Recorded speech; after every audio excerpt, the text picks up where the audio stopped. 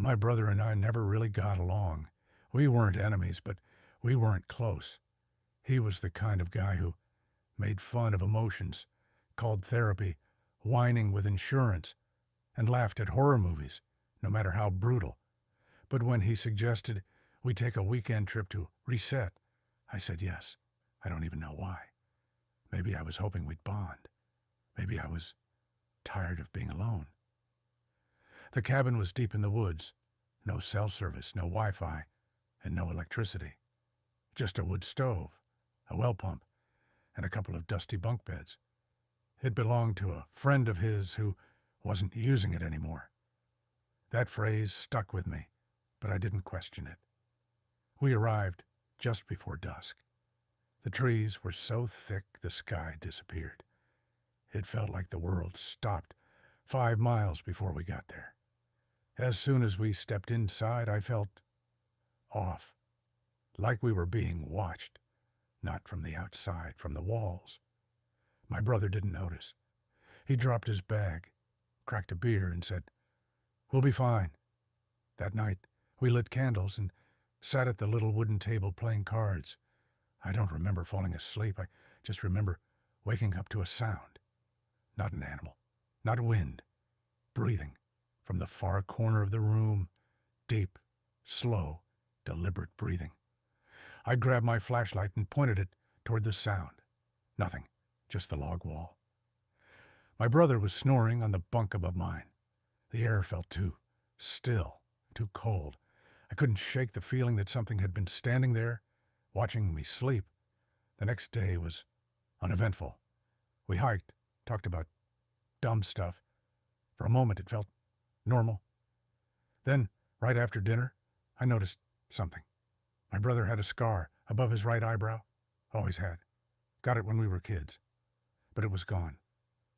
I asked him about it. He laughed and said, "What scar?" I stared at him. "The one you've had since we were 10. You tripped on the fire pit at summer camp." He shook his head. "That wasn't me. That was you." Number, it wasn't. I was sure, absolutely sure. I didn't push it. But that night, I didn't sleep well. Around 3 a.m., I woke to the sound of whispering. I thought maybe it was wind or trees, but no, it was a voice. Low, repeating something. I sat up slowly, heart pounding. My brother was sitting at the table in the dark. No light, no fire, just sitting and whispering. I called his name. He didn't respond, just kept whispering. When I stood up and stepped closer, he stopped, looked at me, smiled. "You talk in your sleep," he said. Real creepy stuff. He went back to bed like nothing happened. The next morning, I found footprints outside, bare feet, in the frost. Not mine, not his.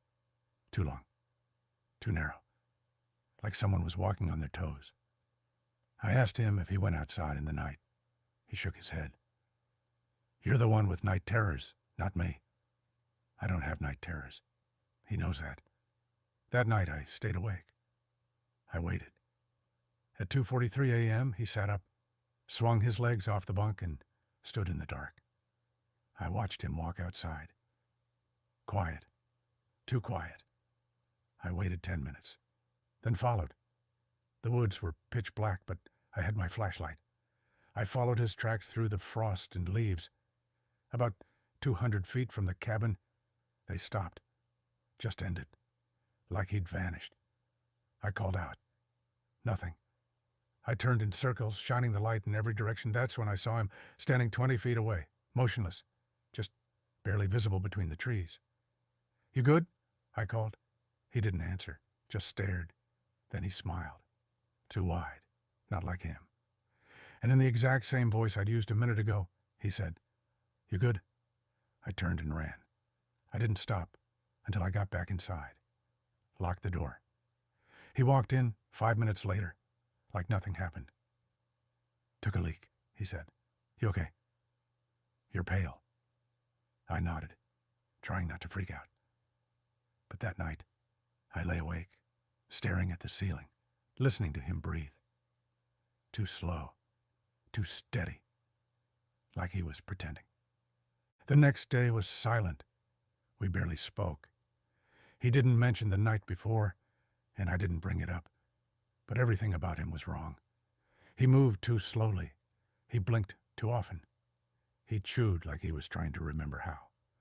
I found myself watching him constantly, testing him.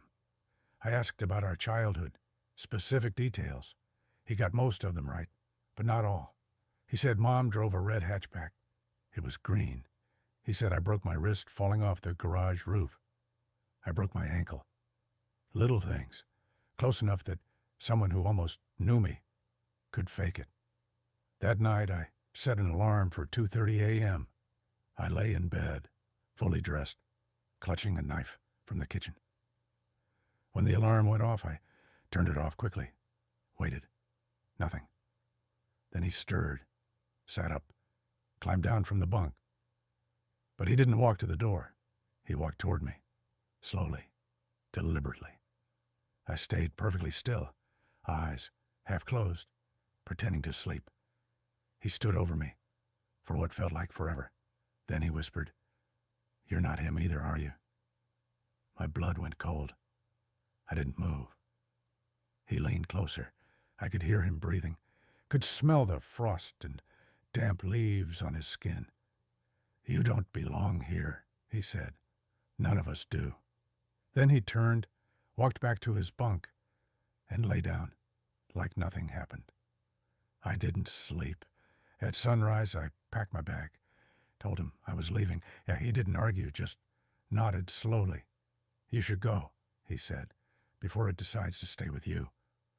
I asked him what that meant. He looked at me, expression blank. "You know what it means. You saw it too, didn't you?" I left without another word. I didn't look back, didn't speak to him again. The walk out of the woods felt longer than it should have. I kept thinking I was hearing footsteps behind me, but every time I turned, there was nothing.